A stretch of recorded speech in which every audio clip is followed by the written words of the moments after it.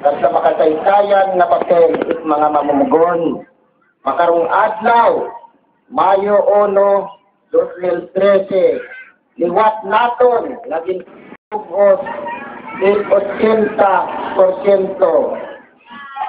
nga mga mangunguma. 80% is 99.5 milyones na populasyon ang mga mangunguma at the same time mga mamumugon man. Ang Pilipinas ang pinakamanggaranon na pungsod sa dugos nga kalibutan apang ang iya mga mangunguma wala sang duta sa kinakaon ang iya nga mga mamugon padayon na ginabarat sang putong pangabudlay. Raya rong isa ka mga mayor nga rason hamad hasta makaron maradko nga rumbak ipagmarcha at pagprotesta is mga mamunggon sa nagkalain-lain na kalanon isilog na Pilipinas makarong adlaw. Pagpataas sweldo rong ginapanawagan is mga mamumugon rong sabat is gobyerno pagkikante sa trabaho paagi sa contract labor only kag paagi sa total scheme of employment pagwasak ng ilang mga union. Pagkaon yung paninggitan is mga mangunguma apang ang pagpangkamkam is mga kaugtaan sa kaumahan kung isabat is gobyerno. Nakabati sa lakamo nga ang ultimo nga managsuka sa ugtaran ninyo sa kaumahan ay ng Presidente Pilipinas. Raya rong kamasok ang pagpamatuod na ang gobyerno ang paggobyerno sa punsod Pilipinas ginadominar 60% o kung manaba pa ng mga manggaranon. Ngamit klaro nga ang pagtugo nila sa poder hindi para sa pagliberalisa o kung pagbuka o atong punsod ng ekonomiya ng atong punsod sa mga tumulong ng kapitalista. So, kawaton trabaho, kawaton servisyo, kaya rong kuna, ipagtalikod, gobyerno ko anong kasundanan sa iyo, kagraya, sa basta regulasyon. Yung pagmahal, kag ang hindi permanente, pagmahal mga bili, produkto, kag hindi permanente na patrabaho, bunga, sang polisiya, pang ekonomiya, gobyerno, raya ng privatisasyon. At sa panahon na magreklamo ang pumuluyo, islugta, trabaho, serbisyo sosyal, ang pabalay, ang sabat at gobyerno, pala, kagraya kung hamaan, na military operations plan, Noynoy Aquino, na Uplan Bayanihan. Tama si Noynoy Aquino. Tuwid ang daan. Tuwid ang daan para sa pag-antod at pumuluyo.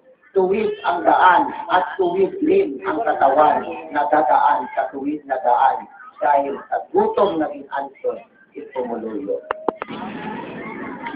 Karaya na hapon, umanaton naging pamatudan kung aton kaisganan at pagkaito sa pagpanindugan sa pagkakidbato sa aton na pinamatarong bilang mga mamumugon at bilang mga mangunguma.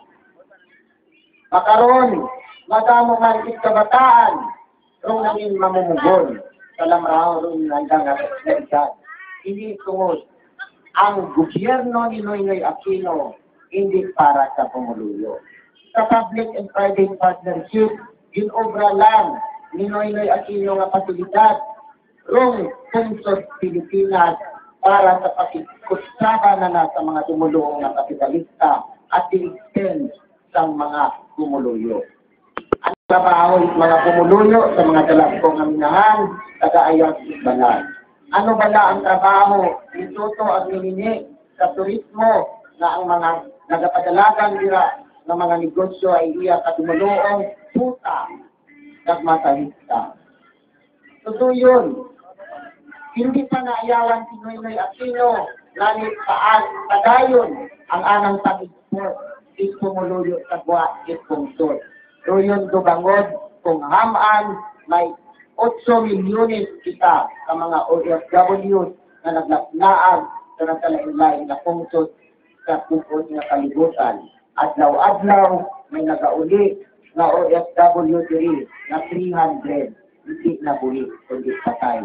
Doon apang hindi man matuod na ang pagkagaib naton sa kapobrehon ay uwat sa lubaran. Kung ang gobyerno wala integridad at kredibilidad na maghilway sa iya nga pumuluyo sa alima kung pagpamimulos sa pagpangdaog-daog, kita mismo ang magahilway it aton kaugalingon. At raya ayrong padayon naton nga pagbatas sa dalan itong sudnon demokratiko nga paghimakas sa tanan nga level. Hambal it gobyerno, Grense ang bagong alyansa, bagong alyansang makabayan, is CPP-MPA. Kadasin ko nga nagadamo ang MPA. Ano ang bangod? Sino ang nagtulod yung pumuluyo na magbuyot it armas?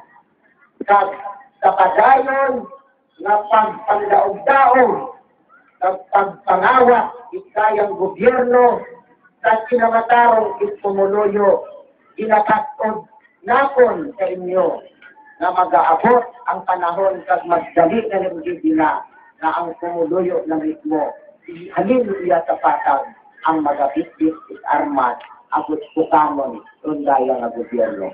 Pinamatarong naton ina, hindi ba lang? Sa international humanitarian law, naghanggal na kung ang isa ka gobyerno kabugat kapaantos sa iya nga pumuluyo, ang pumuluyo may diretso kag may duna nga pinamatarong agos raya hay pukanon. Siguro ang sapat. Tungod madugay na tama tungod na si Ma'am Gabriela na madugay na nga panahon ang aton nga pagmarcha. Madugay na nga panahon ang aton nga pagsilisipan. Kung baga lapaw nga kabulan ang Pilipino sa lambalanang pagpapituto tuan ang pinamatarong apang nagpapinig na bungol ang gobyerno. Ano ang sunod? Hindi ba na?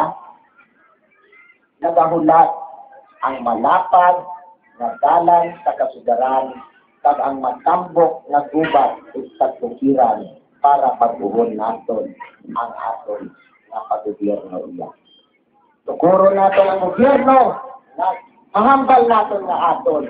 Hindi kay ang gobyerno na wa kinapilihan, kundi ang amo na nga pinapakatitaan ang imperialistang Estados Unidos kada pinatukoy ko nga gobyerno ni Noynoy Aquino.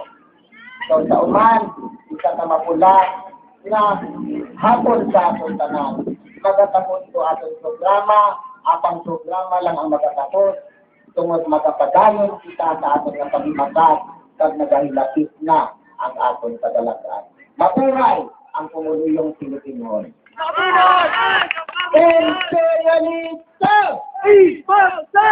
Burokrata kapitalismo! Ibasa! Feudalismo! Ibasa! Noy! Noy! Mismo! Babagsak! Ay, wala na.